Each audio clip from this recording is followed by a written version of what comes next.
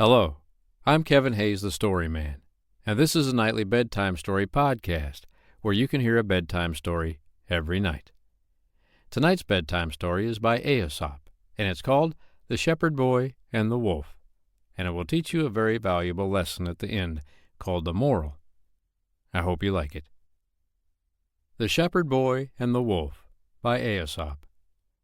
A shepherd boy tended his master's sheep near a dark forest not far from the village.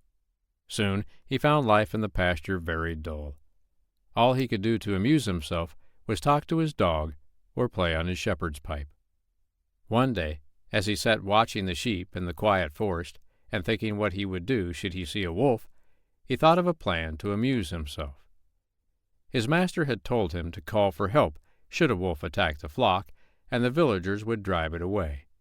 So now, though he had not seen anything that even looked like a wolf, he ran toward the village shouting at the top of his voice, "Wolf! Wolf!" As he expected, the villagers who heard the cry dropped their work and ran in great excitement to the pasture.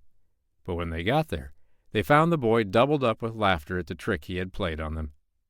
A few days later, the shepherd boy again shouted, "Wolf! Wolf!"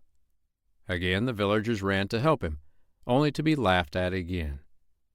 Then one evening, as the sun was setting behind the forest and the shadows were creeping out over the pasture, a wolf really did spring from the underbrush and fall upon the sheep.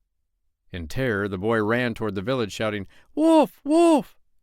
But though the villagers heard the cry, they did not run to help him as they had before. "He cannot fool us again," they said. The wolf killed a great many of the boy's sheep and then slipped away into the forest.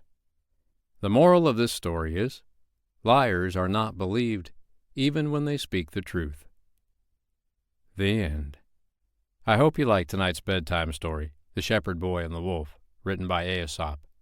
Don't forget to subscribe to the podcast so you can hear a free bedtime story every night. I'm Kevin Hayes, the Story Man. I'll be here tomorrow night to read you another bedtime story. But for tonight, good night.